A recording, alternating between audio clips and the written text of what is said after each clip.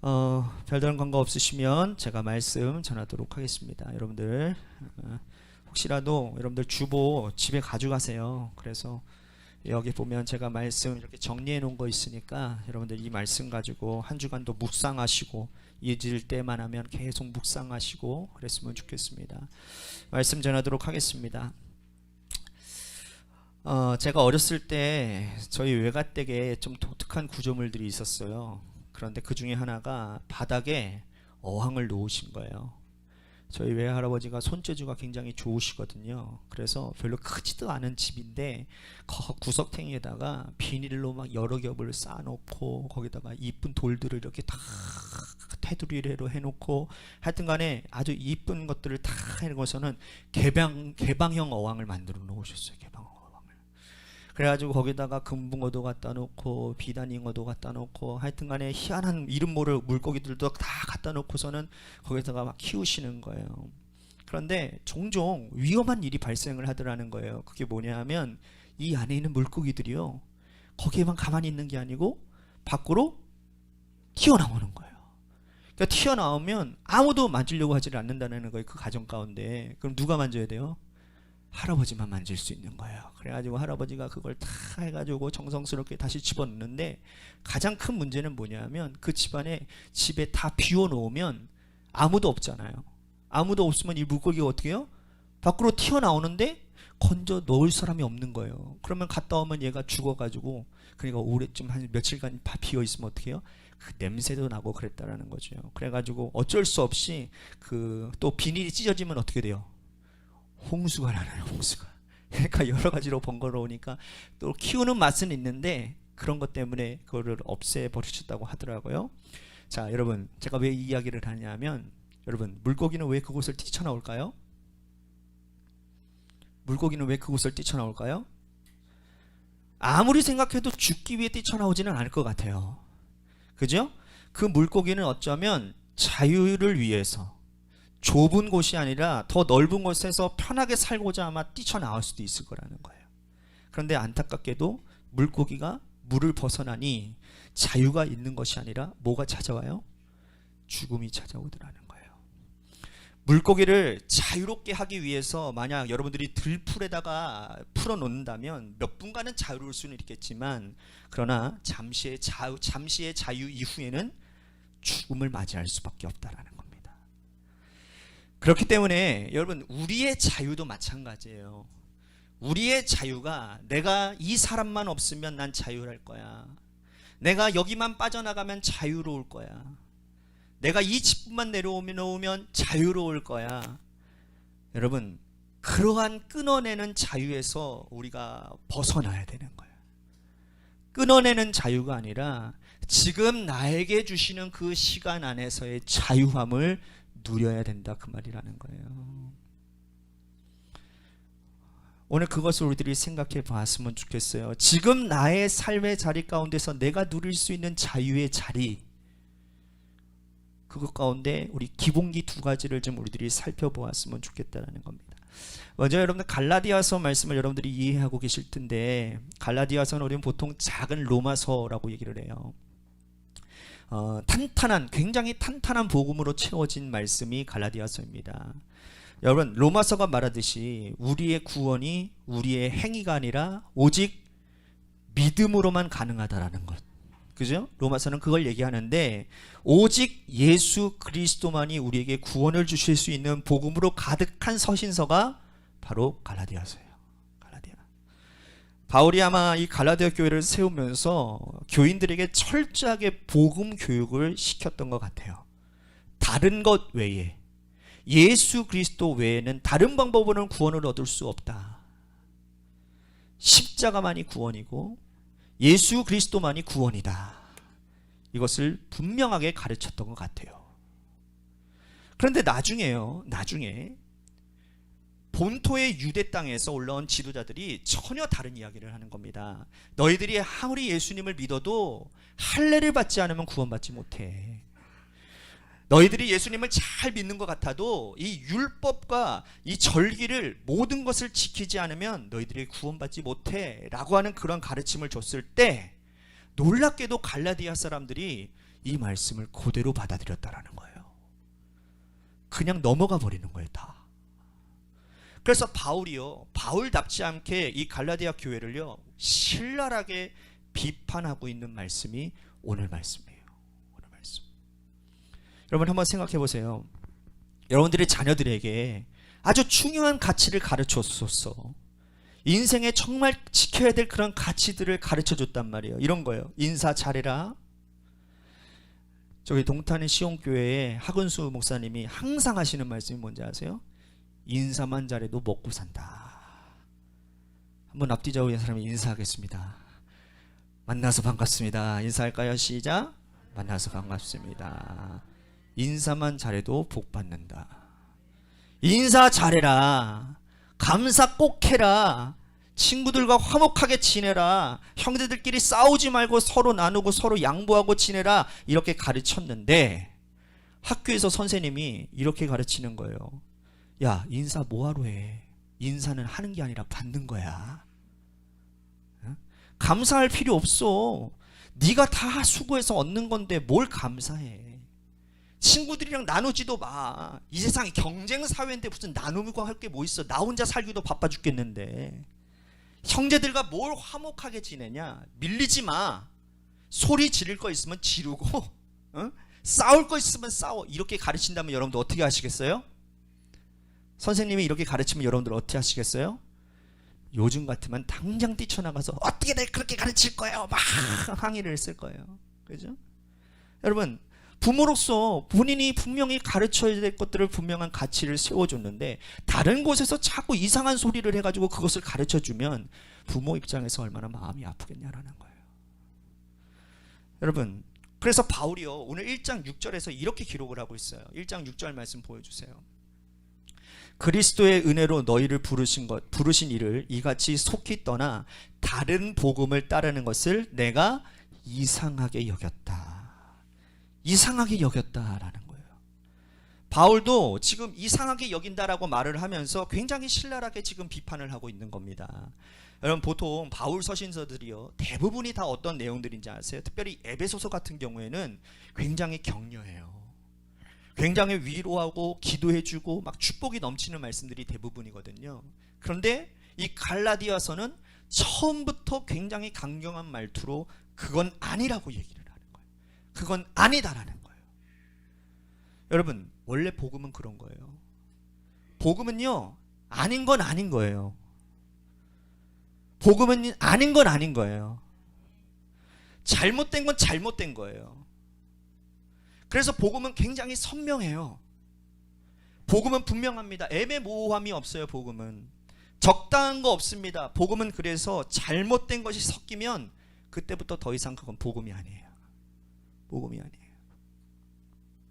여러분, 우리가 식사할 때 된장찌개가 좀 짜면 어때요? 이걸 된장찌개라고 끓였어, 이렇게 말을 하시는 분들 계세요? 그러지 마세요. 물 타 드세요. 짜면 물 타 드시면 돼요. 싱거우면 어떻게 하면 돼요? 다시 끓여와, 이게 아니라 소금 넣으면 돼요. 밥이 설 익었어요? 물 말아 드세요. 좀 꼬들꼬들하면 어때요, 여러분? 하지만 여러분, 복음은 그렇지가 않아요. 복음은 예수 그리스도 외에 다른 것이 들어가면 복음이 아니에요. 예수 믿는데 너 11조 안 하면 너 구원 못 받아, 그건 복음이 아니에요. 예수 믿는데 너 조금 뭐 잘못하고 이런 거 더하고 빼고 이렇게 하면 절대로 여러분 복음이 아니라 오늘 말씀처럼 나오는 것처럼 교란한 것이고 그것은 속이는 것이고 그것을 전하는 사람은 오늘 말씀을 보니까 저주를 받는다고 말씀을 해요.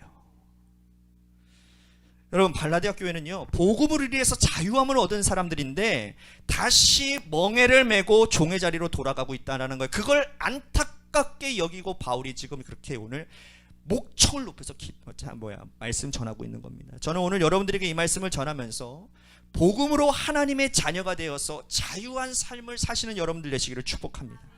자유로워지세요. 세상에 매이지 마시고 다시 종의 자리로 돌아가지 마시고 자유한 삶을 위해서 이 복음을 굳게 붙잡으시고 오늘부터 드리는 이 말씀 기본기 2개를 여러분들이 반드시 더하시기를 축복합니다. 자, 첫 번째 기본기는 뭐냐? 여러분들이 자유함, 그리스도인으로서의 자유함을 얻기 위한 기본기 2가지인데, 첫 번째는 뭐냐? 따라해 봅시다. 단단한 복음의 기본기. 복음의 기본기가 있어야 된다는 거예요. 여러분, 복음의 기본기가 있으십니까? 있으세요? 복음은 우리를 자유케 한다고 그랬는데, 여러분, 예수님께서 이 말씀을 여러 번 복음서에서 강조를 하세요. 그래서 예수 그리스도의 복음과 항상 뭐가 연결되어져 있느냐? 복음과 뭐가 연결되어져 있냐면 자유와 쉼이 연결되어져 있어요. 복음은 여러분들을 자유케 합니다. 그래서 그 자유함이 여러분들을 쉼을 주시고요, 여러분들에게 자유를 허락하세요.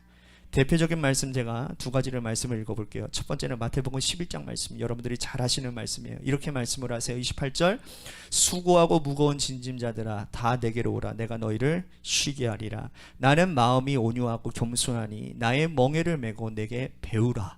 그리하면 너희의 마음에 뭘 얻어요? 쉼을 얻으리라. 이는 내 멍에는 쉽고 내 짐은 가벼움이라. 아멘. 이게 예수님의 말씀이에요. 어쩌면 우리가 예수님을 믿는 것을 여전히 멍에를 매는 것이라고 생각해요. 멍에를 매는 것 같아요. 그죠? 여전히 예수 믿기 때문에, 여러분, 여전히 예수 믿기 때문에 힘든 일이 있고 해야 될 일들도 많아요.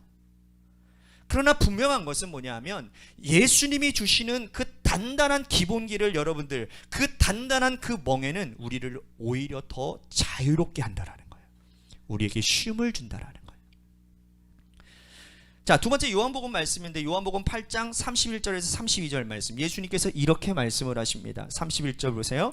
그러므로 예수께서 자기를 믿는 유대인들에게 이르시되 너희가 내 말에 거하면 참으로 내 제자가 되고 진리를 알지니 진리가 너희를 자유롭게 하리라. 자, 예수님이 진리이신 거예요.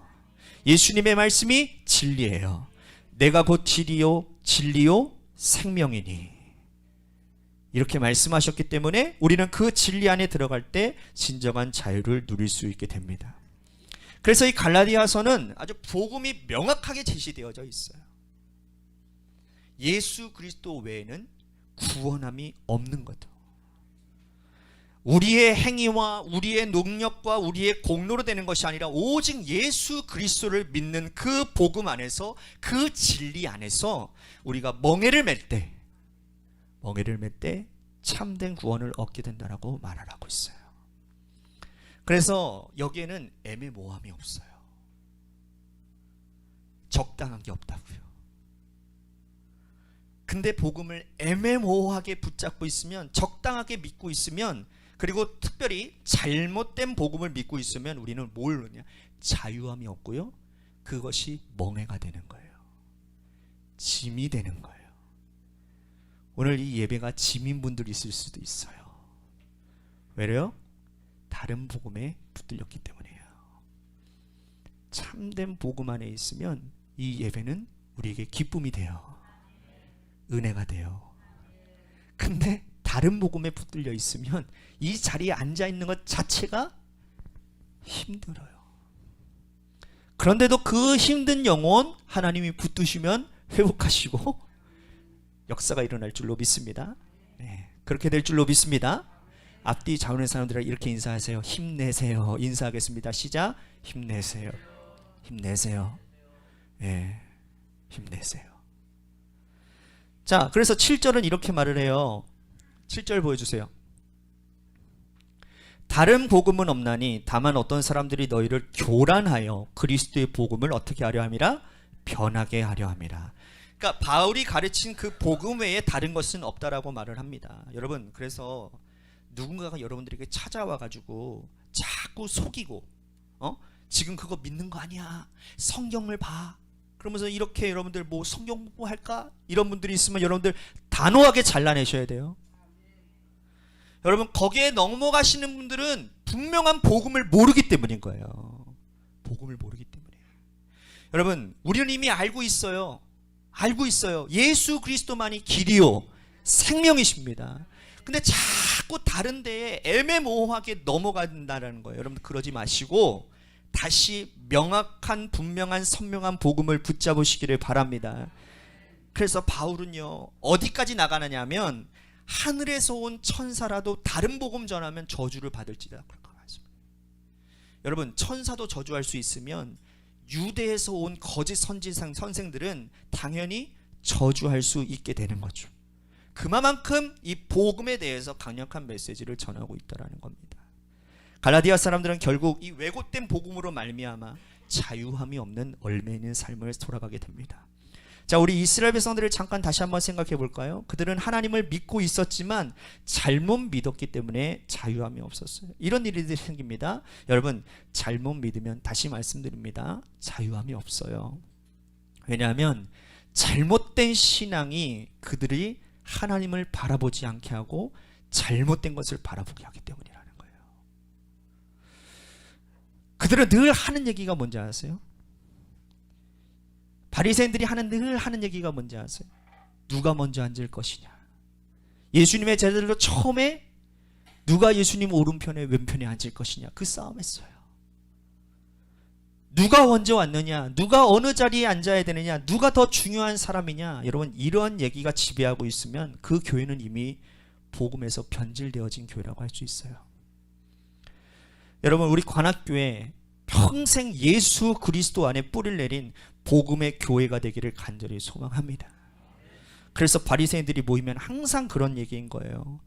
안식일은 몇 걸음을 걸어야 되는데 몇 걸음 이후부터는 그부터는 뭐가 되는 거냐면 죄인이 되는 거예요. 여러분, 복음에 그런 게 어디 있어요? 하나님이 그런 말씀하신 적이 어디 있어요? 그런 거 절대로 말하신 적 없거든요. 복음이 변질되면 이런 식으로 나간다는 거예요. 그래서 예수님께서 이 땅에 오셨을 때 예수님이요 참 일부러라도 안식일에 사람을 고치셨어요. 여러분, 요한복음에 보면 예수님 참 그게 독특하신 분이에요. 이게 보세요. 여러분, 바리새인들이 그렇게 싫어하는데 예수님은 굳이 주일날 사람을 자꾸 고치시는 거예요. 처음에 손 많은 사람을 고치고 나서 유대인들이 난리가 났어요. 안식에 그래도 됩니까? 그랬더니 예수님이 뭐라고 말씀하시는지 아세요? 안식일날 선을 행하는 것이 옳으냐 그르냐 물으시잖아요. 내 아버지께서 지금 일하시니 나도 일한다. 할렐루야. 그래서 요한복음에 보면요, 예수님께서 사람을 고치시는 일들이 대부분 다 어느 날에 일어나느냐? 안식일날 일어나요. 맹인도 안식일날 고치시고 38년 된 병자도 안식일날 고치시고. 그래서 바리새인들이 예수님을 죽이라고 작정한 것이 바로 이러한 일들 때문이었다는 거죠. 안 그래도 밉상인데 자꾸 안식일에 그렇게 뭐라고 말을 했는데도 사람을 고쳐나가니까 자꾸 성질 건드리니까 이 바리새인들이 안 되겠다고 생각하고서는 예수님을 죽여버려야 되겠다고 생각했던 거예요. 그런데 여러분, 예수님은 분명하십니다. 너희 그거 잘못된 신앙이라는 거예요. 하나님 앞에서는 그런 거 중요하지 않다라는 거예요. 정말 하나님 바라보는 신앙을 가지면 자유한 거예요. 여러분, 안식일은 기쁜 날입니다. 주님의 날은 우리 하나님을 즐거워하며 기뻐하며 감사하는 날인데 모든 것들이 잘못되어져 버리면 이 모든 일들을 우리들이 누르고 억누르고 수많아 실수 없을 만큼 아주 답답한 곳으로 만들어 버린다는 거예요. 숨 좀 쉬세요. 숨 좀 쉬세요. 저는 기독교를 이렇게 정의해 버리는 것이 굉장히 안타깝습니다. 여러분, 세상에 나가서 우리가 복음을 전할 때 예수 그리스도를 전해야 되는데 자꾸 사람들은 어떻게 몰아가느냐? 다른 쪽으로 몰아가요. 술 마셔도 돼요, 안 돼요? 뭐 이런 걸 얘기한단 말이에요. 여러분, 제가 아는 어떤 장로님, 뭐 교회 장로님인데 술 엄청 많이 드시는데 어떻게 해요? 이런 얘기로 끌려가지 마시고 여러분, 그걸 빨리 끊으셔야 돼요. 거기서 뭐에 대해서 얘기해요? 예수님의 이야기로 돌리셔야 되는 거예요. 거기 끌려갈 필요 없어요. 사실 여러분들, 교회가 술 안 마시는 사람들의 모임입니까? 솔직히 말해보세요. 어제 술 마신 분들 계십니까?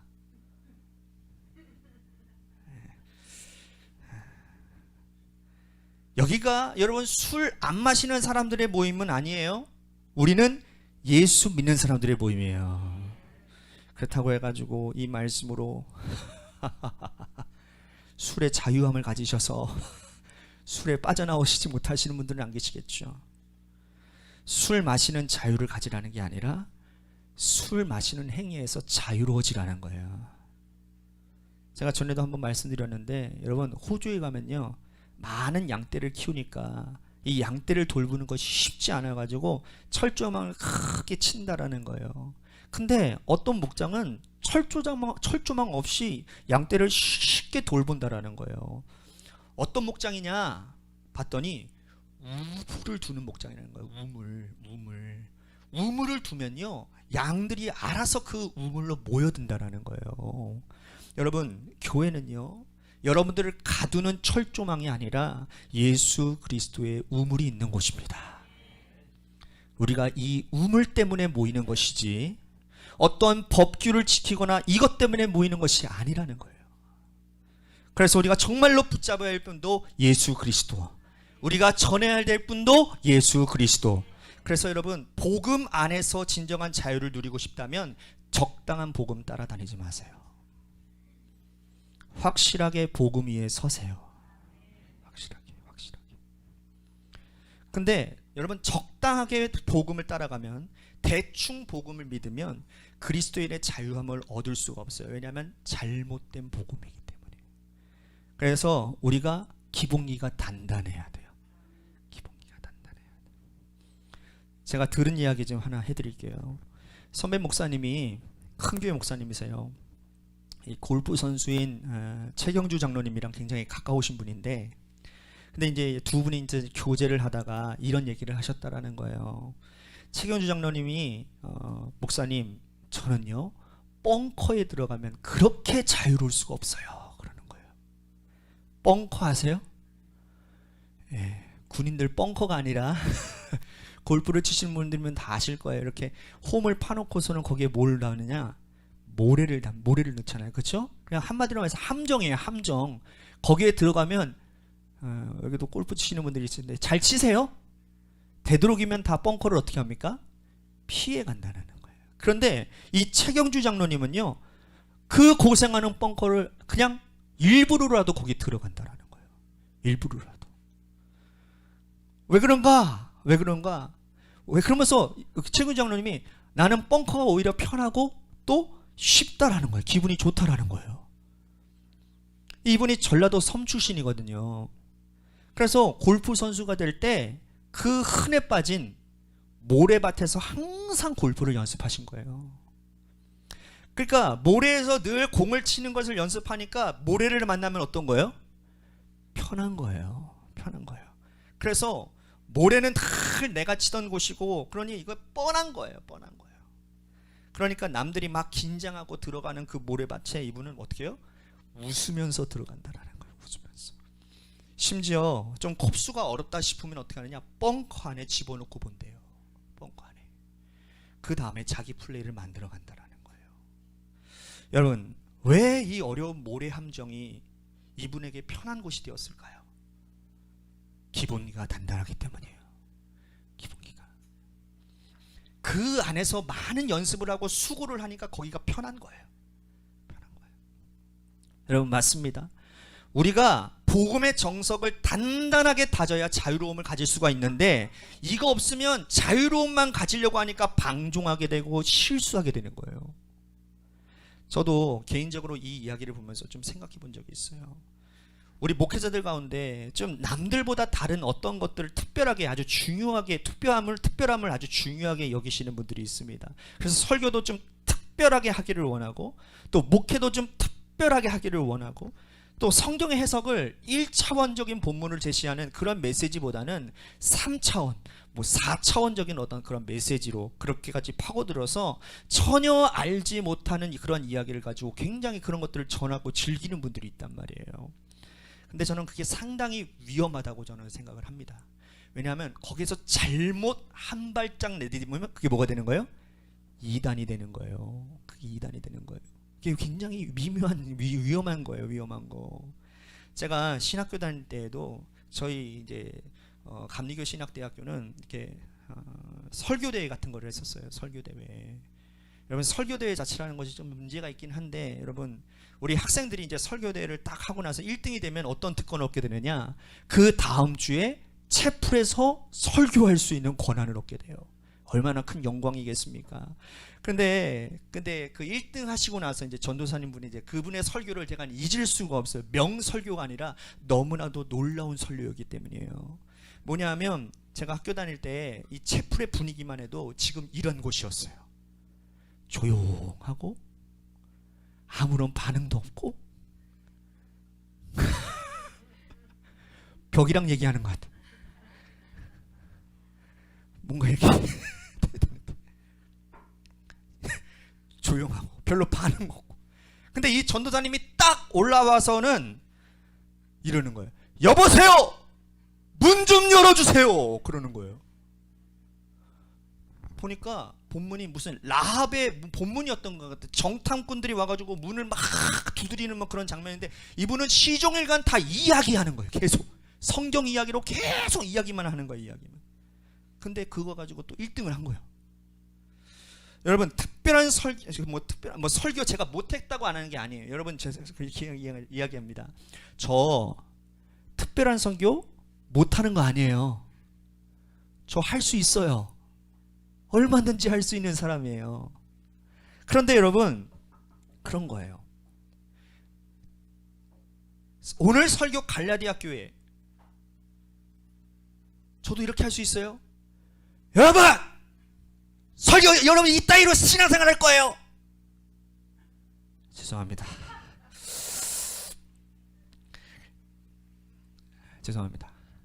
여러분 뭔가 우리들이 와서 특별한 설교를 원하시나요?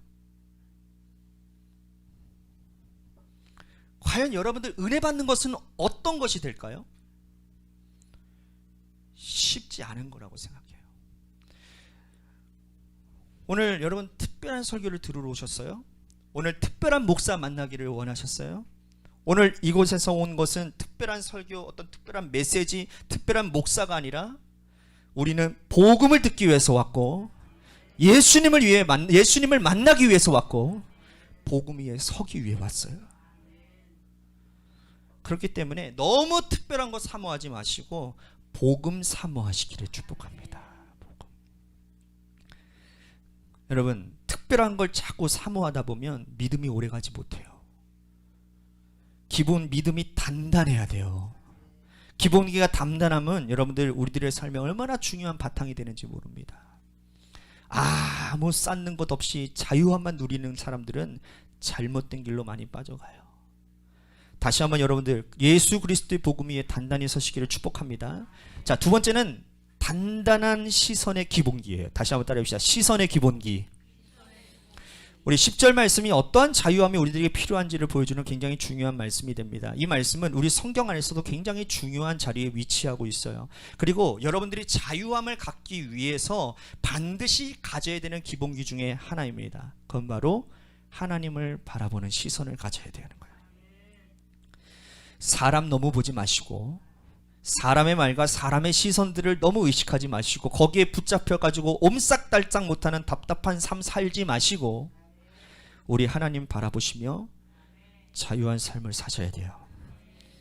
그래서 성경 안에는요 이와 비슷한 맥락들의 말씀들이 많이 나옵니다. 제가 몇 가지만 여러분들에게 보여드리기 위해서 말씀을 준비했어요. 한번 보실까요? 데살로니가전서 2장 4절 말씀. 오직 하나님께 옳게 여기심을 입어 복음을 위탁받았으니 우리가 이와 같이 말하면 사람을 기쁘게 하려 함이 아니요 오직 우리의 마음을 감찰하시는 하나님을 기쁘시게 하려 함이라. 자, 에베소서 6장 6절 말씀 한번 우리 같이 한번 읽어볼까요? 시작. 눈가림만 하여 사람을 기쁘게 하는 자처럼 하지 말고 그리스도의 종처럼 마음으로 하나님의 뜻을 행하고. 자, 마지막 잠언 16장 7절 말씀 제가 읽어드립니다. 사람의 행위가 여호와를 기쁘시게 하면 그 사람의 원수라도 그와 더불어 화목하게 하시느니라. 아멘. 여러분 우리가 사람을 기쁘게 하려면요, 자, 바울도 지금 그건 거예요. 내가 이렇게 너희들에게 강경하게 말하는 이유가 뭐냐라는 거예요. 만약에 너희를 기쁘게 하려면 나 이렇게 목청 높이면 너희들에게 이렇게 싫은 소리 안 한다라는 거예요. 너희들이 이렇게 비판하지 않는다라는 거예요. 그냥 사랑받고 존경받고 내주는 후원금 받고 살면 되는데, 내가 그러기 위해서 복음을 전하는 것이 아니라 하나님께서 이것을 보고 계시는데 내가 어떻게 이 말을 하지 않을 수가 있냐라는 거예요. 이거 여러분 굉장히 중요한 부분입니다. 우리가 만약에 사람을 기쁘게 하는 삶에 묶여 있으면요, 늘 나를 감춰야 돼요. 나를. 그 사람이 좋아할 만한 나를 자꾸 제시해야 되고 보여줘야 되는 거예요.